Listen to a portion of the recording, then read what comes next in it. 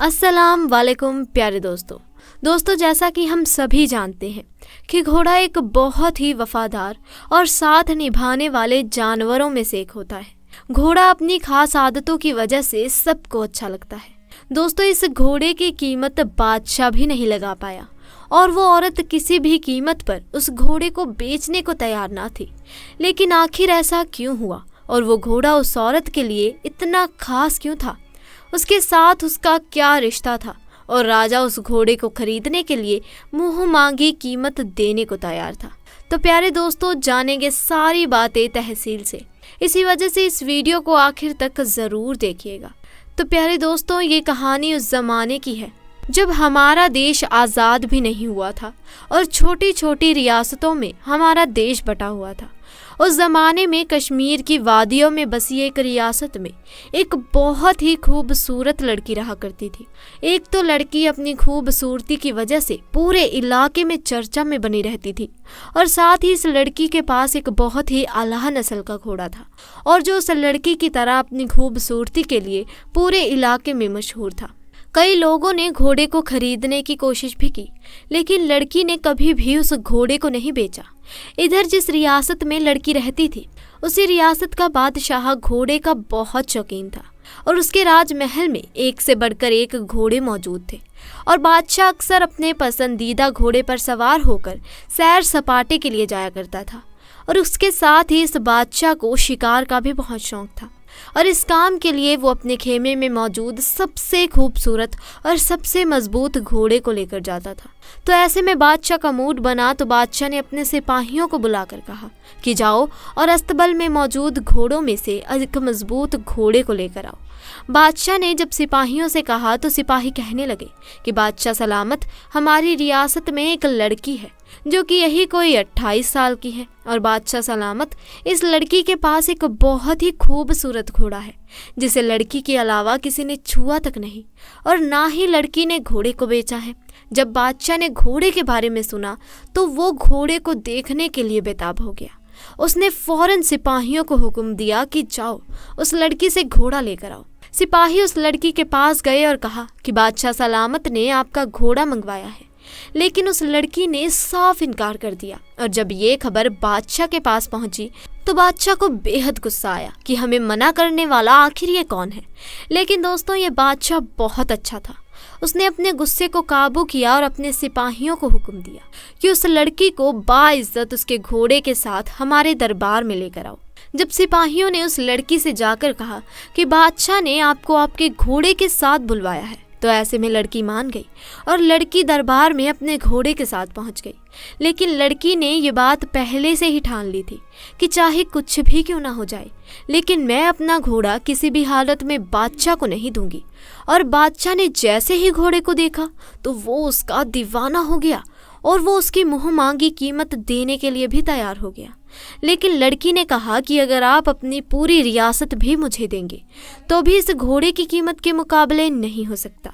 मैं इस घोड़े को किसी भी कीमत पर बेचने के लिए तैयार नहीं हूँ। तो इस पर बादशाह ने पूछा कि आखिर इस घोड़े में ऐसा क्या है? तो लड़की ने कहा कि बस ये मेरा पसंदीदा घोड़ा है। लड़की ने कहा, हाँ, आप चाहें तो इस घोड़े की सवारी कर सकते हैं। बादशाह ने सोचा कि चलो एक बार ही सही घोड़े की सवारी ही कर लेता हूँ। तो फिर बादशाह ने जब उस घोड़े की सवारी की तो वो उसकी दौड़ और फुर्ती का दीवाना हो गया और वो लड़की को मुंह मांगी कीमत देने के लिए फिर से तैयार हो गया। लेकिन लड़की फिर भी इस बार ना मानी और उसका जवाब ना ही था। तो बादशाह ने कहा कि ठीक है, तुम्हारी मर्जी, मत बेचो। लेकिन बादशाह कहने लगा कि अच्छा, तो तुम आज शिकार के लिए अपना घोड़ा हमें दे सकती हो। तो लड़की सोच में पड़ गई। फिर उसने सोचा चलो मैं घोड़ा ही दे देती हूँ। लेकिन लड़की ने कहा कि मेरी एक शर्त है, जब आप गांव में सही सलामत वापस आएंगे तो इस घोड़े को रियासत के शाही होने का हुक्म देंगे। लड़की की बात सुनकर बादशाह भी तैयार हो गया और अब वो उस घोड़े के ऊपर शिकार के लिए बिल्कुल तैयार था। बादशाह उस दिन बहुत ज़्यादा खुश था। अगले दिन जब बादशाह जाने लगा तो उसके पीछे कुछ सिपाही भी निकले। जब बादशाह शिकार की जगह पर पहुंचा तो उसने घोड़े को रोकने की कोशिश की, लेकिन पूरी कोशिश करने के बावजूद घोड़ा नहीं रुका और घोड़ा हवा से बातें करता हुआ और अपनी पूरी रफ्तार से आगे बढ़ रहा था। बादशाह के पीछे चल रहे सिपाही घबरा गए और सोच में पड़ गए कि आज से पहले तो बादशाह सलामत इससे आगे तो कभी नहीं गए थे, तो आखिर अब इस इलाके में कहाँ जा रहे हैं। फिर वो बादशाह के पीछे चलते हैं। फिर थोड़ी देर चलने के बाद घोड़ा एक ऐसी जगह रुका जहाँ बहुत सारे फल और नदियाँ और बहुत खूबसूरत नज़ारा था, जिसे देखकर बादशाह का दिल खुश हो गया। उसे वहाँ बहुत अच्छा सुकून मिल रहा था। उसे ऐसा लग रहा था कि इससे अच्छी ज़िंदगी कहीं नहीं हो सकती, क्योंकि दोस्तों वहाँ का जो माहौल था वो बहुत ही ज़्यादा सुंदर और शांत था, जिसे देखकर मन और दिमाग अपने आप ही शांत हो जाता था। और वहाँ बादशाह की पसंद के जानवर भी शिकार के लिए मौजूद थे, जिसे देखकर बादशाह और भी ज़्यादा खुश हो गए। और बादशाह ने सोचा कि ये घोड़ा तो बहुत ही समझदार है, मैंने आज से पहले इतनी खूबसूरत जगह कहीं नहीं देखी थी। फिर बादशाह ने वहाँ खूब शिकार किया और फल खाए और वापस आकर लड़की को उसका घोड़ा देते हुए कहा कि वाकई में आज से पहले मैंने इतना शानदार घोड़ा कहीं नहीं देखा था। इसके बाद से बादशाह ने फिर लड़की को घोड़ा बेचने के लिए कहा, लेकिन लड़की ने मना कर दिया और वादे के मुताबिक बादशाह ने घोड़े को शाही घोड़े का तगमा दे दिया। लेकिन अभी भी बादशाह के दिमाग में ये बात थी कि आखिर लड़की को घोड़े के साथ इतना लगाव क्यों है। और जहाँ लड़की और घोड़े की तारीफ हो रही थी और जो लोग बादशाह और लड़की से हसरत करते थे, उन्होंने गलत अफवाहें फैलानी शुरू कर दी कि इस लड़की के घोड़े के साथ नाजायज़ ताल्लुक़ है। और कई बार हमने खुद लड़की को घोड़े के साथ पहली सुबह जंगल में जाते देखा है। और जब ये बात बादशाह के कानों तक पहुंची तो बादशाह के कुछ जासूसों को लड़की के पीछे लगा दिया गया। फिर जासूसों ने भी लड़की को सुबह घोड़े पर सवार होकर जाते हुए देखा, तो उन लोगों ने कहा, जी हाँ बादशाह सलामत, रोज सुबह उस घोड़े के साथ वो लड़की जंगल में जाती है। और सिपाहियों ने बताया कि जब वो आती है तो उसके पास कुछ फल या फिर शिकार किया हुआ जानवर होता है। ये सब सुनकर बादशाह समझ नहीं पा रहा था कि आखिरकार असल मामला क्या है। तो फिर बादशाह ने उस लड़की से ही पूछा कि तुम जंगल क्यों जाती हो। तो लड़की ने रात से पर्दा उठाते हुए बताया कि दरअसल मैं इसी जंगल में पैदा हुई थी और मेरे माँ बाप बचपन में ही गुजर गए थे। उसके बाद से ही मैं इन्हीं जानवरों के बीच पली बड़ी हूँ। ऐसे में मुझे जानवरों से बहुत प्यार है, मैं हर जानवर का ख्याल रखती हूँ। इसी दौरान जंगल से गुजरते हुए एक बुजुर्ग मुझे ये घोड़ा देकर चले गए और उन्होंने मुझसे कहा कि तुम इस घोड़े का ख्याल रखना और ये तुम्हारा ख्याल रखेगा। उसके बाद लड़की ने बताया कि मैं इस घोड़े से इतना प्यार करती थी, इसका इतना ख्याल रखती थी जितना कि बाकी जानवरों से नहीं करती थी। और जैसे जैसे घोड़ा बड़ा होता चला गया तो ये मेरा ख्याल रखने लगा और हमेशा की तरह ये मुझे ऐसी जगह लेकर जाने लगा जहाँ से मैं कभी गुजरी नहीं थी और वो जगह इससे पहले मैंने कभी नहीं देखी थी। और वहीं से मैं फलों की टोकरी या शिकार किया हुआ जानवर लेकर आती हूँ और उसको बेचकर अपना गुजारा करती हूँ। उसके बाद फिर सब लोगों को समझ में आ गया कि आखिरकार लड़की और घोड़े के बीच में क्या रिश्ता है, और ये जो रिश्ता है ये रिश्ता वफा और मोहब्बत का है। तो प्यारे दोस्तों, आपको एक और वाक्य बताते हैं। दोस्तों, आपने बहुत सारे वाक्य सुने होंगे, लेकिन आज जो वाक्य हम आपको सुनाने जा रहे हैं ये वाक्य इतना मशहूर नहीं है और हमें पूरा यकीन है कि आपने इससे पहले ये वाक्य कभी नहीं सुना होगा। इसीलिए दोस्तों, आपसे गुजारिश है कि अगर आप एक सच्चे आशिक़े रसूल हैं तो कमेंट बॉक्स में अल्लाहु अकबर ज़रूर लिखें। हज़रत उस्मान गनी रज़ी अल्लाह ताला अन्हा का दौरा खिलाफत है। आप रज़ी अल्लाह ताला अन्हा अपने कमरे में बैठे हुए हैं। एक बंदा आपके कमरे में आता है और आकर कहता है कि ऐ अमीनुल मोमिनी हज़रत उस्मान रज़ी अल्लाह ताला अन्हा, एक बहुत बड़ा हादसा हो गया है। हज़रत उस्मान रज़ी अल्लाह ताला अन्हा ने पूछा, क्या हादसा हो गया है? तो वो शख्स कहता है कि ऐ अमीनुल मोमिनी, मैंने शादी की थी एक औरत से और आज उस औरत की शादी को 6 महीने मुकम्मल हो गए हैं और मेरी बीवी ने एक बच्चे को जन्म दिया है। अब आपसे मेरी एक दरख्वास्त है कि मेरी शादी को तो अभी 6 महीने ही हुए थे और ये बच्चा कैसे पैदा हो सकता है। अब इस वाक्य से पहले दोस्तों, पहले आम लोगों के अंदर ये बात पाई जाती थी कि 6 महीने में बच्चा पैदा नहीं हो सकता। इसीलिए वो आदमी भी परेशान हो गया और अपने उस बच्चे को देखा भी नहीं और सीधा अमीनुल मोमिनी के पास आ गया। हज़रत उस्मान रज़ी अल्लाह ताला अन्हा ने लोगों को जमा किया और मशवरा किया कि ये बच्चा हलाल का है या हराम का।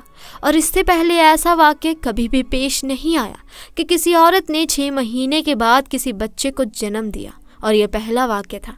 और दोस्तों, अरब के अंदर आम तौर पर 6 महीने के बच्चे को हराम का बच्चा समझा जाता था।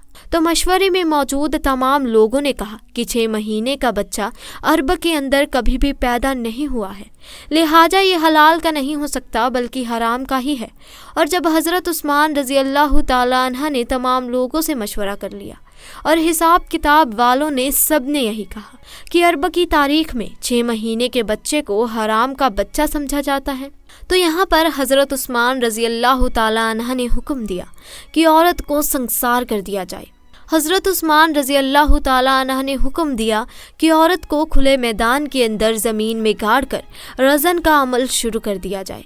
अब जैसे ही आपने हुक्म दिया और आपने ये फैसला फरमाया तो ये खबर आसपास के इलाकों में फैल गई और चलते चलते ये खबर हज़रत अली रज़ी अल्लाह ताला अन्हा के पास जा पहुंची।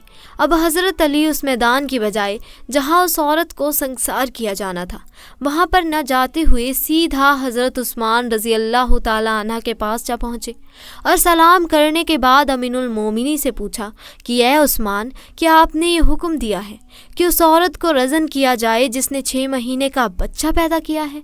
तो हज़रत उस्मान रज़ी अल्लाह ताला अन्हा ने फरमाया, मैंने ये हुक्म दिया है क्योंकि उसने हराम का बच्चा जन्मा है और 6 महीने में बच्चा पैदा नहीं हो सकता। और मैंने ये फ़ैसला तमाम लोगों के मशवरे से किया है और सभी ने ये मशवरा किया है कि 6 महीने का बच्चा हलाल का नहीं हो सकता। अब हज़रत अली रज़ी अल्लाह ताला अन्हा ने इरशाद फरमाया और कहा कि ए अमीनुल मोमिनी, आपने गलत फ़ैसला किया है। हज़रत उस्मान रज़ी अल्लाह ताला अन्हा ने फरमाया कि ए अली, मैंने अपना हिसाब और किताब लगाया है कि 6 महीने का बच्चा हलाल का नहीं हो सकता। तो यहाँ पर हज़रत अली ने फरमाया कि उस्मान, 6 महीने का बच्चा तो कुरान से साबित है। अब हज़रत उस्मान रज़ी अल्लाह ताला अन्हा ये सुनकर परेशान हो गए कि कुरान से कैसे साबित है। फिर हज़रत उस्मान रज़ी अल्लाह ताला अन्हा ने कहा कि अच्छा, ये तो 2.5 साल बनते हैं, अब इसमें से 6 महीने का बच्चा कैसे निकलेगा?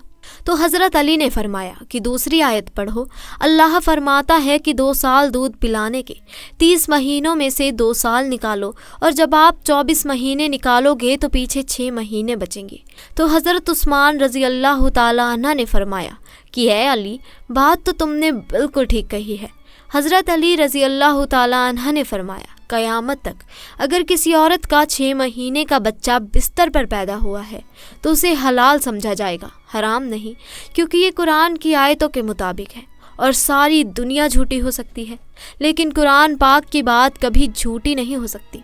हज़रत उस्मान रज़ी अल्लाह ताला अन्हा ने फ़ौरन सिपाहियों को दौड़ाया। अल्लाह ना करे कि उस औरत को संसार कर दिया जाए तो क़यामत के दिन मैं उस्मान को क्या बोलूँगा। हज़रत उस्मान रज़ी अल्लाह ताला अन्हा रोने लगे और आपकी चीख निकल गई और आप अपने आप से फरमाने लगे, कल क़यामत के दिन अल्लाह को तो क्या जवाब देगा। और आपने सिपाहियों से फरमाया कि जल्दी जाइए, उस औरत को बचाइए। हज़रत अली रज़ी अल्लाह ताला अन्हा भी वहाँ से निकले और वो सिपाही भी निकले। अल्लाह का करम ऐसा हुआ कि उस औरत को ज़मीन में गाड़ दिया गया और उसका सिर्फ चेहरा ही बाहर था और उसकी बहन उसे आखिरी मुलाकात करने आई हुई थी और ज़ारो कतार रो रही थी और उससे बातें कर रही थी। अब सिपाही भी वहाँ पहुँच गए, हज़रत अली भी वहाँ पहुँच गए। उस वक्त वहाँ पहुँचते ही हज़रत उस्मान रज़ी अल्लाह ताला अन्हा ने उस रज़न को रोकने का हुक्म दे दिया। उस वक्त उस ज़मीन में गड़ी हुई औरत ने अपनी बहन से एक बात कही कि ऐ मेरी बहन, मत रो और ना ही गम कर, और कहने लगी कि उस्मान रज़ी अल्लाह ताला अन्हा के हुक्म से मुझे रज़न तो किया जा रहा है, लेकिन मैं अल्लाह की कसम खाकर कहती हूँ कि जिन्नाह तो बहुत दूर की बात है, खुदा की कसम मुझे किसी गैर महरूम ने छुआ तक नहीं। और उस औरत को उसी वक्त ज़मीन से बाहर निकाला गया और हज़रत उस्मान रज़ी अल्लाह ताला अन्हा ने उस औरत को अपने पास बुलाया और उसके बेटे को पेश किया गया। रिवायतों के अंदर ये अल्फाज मौजूद हैं कि जिस तरह परिंदों में 2 अंडे मिला दिए जाएं तो पता नहीं चलता कि कौन सा अंडा किसका है, दोनों में क्या फ़र्क है। इसी तरह उस बच्चे की शक्ल और सूरत बिल्कुल उसके वालिद के ऊपर थी और वालिद ने उसको अभी तक देखा नहीं था। वालिद ने जब देखा और कहा कि अल्लाह की कसम ये तो मेरा ही बेटा है, तो मेरे प्यारे अजीज़ दोस्तों, यहाँ पर एक बात तो मालूम हो गई कि जो 6 महीने में बच्चा पैदा होता है उसे हलाल का समझा जाएगा, क्योंकि कुरान पाक में ये फ़ैसला मौजूद है। दोस्तों, आदमी को उसके दीन के मुताबिक आजमाया जाता है, पर अगर वो अपने दीन में पुख्ता हो तो उसकी आजमाइश भी कड़ी होती है, और अगर उसके दीन में कमज़ोरी हो तो उसे उसके दीन के मुताबिक ही आजमाइश में भी डाला जाता है। तो दोस्तों, आज के लिए बस इतना ही। उम्मीद करते हैं कि आपको हमारा आज का ये वाक़या पसंद आया होगा और साथ ही आपको इससे कुछ ना कुछ सीखने को ज़रूर मिला होगा। तो दोस्तों, अगर आपने हमारी आज की इस वीडियो से कुछ नया सीखा हो तो वीडियो को लाइक करें, शेयर करें और चैनल को सब्सक्राइब करें। अल्लाह हाफिज़।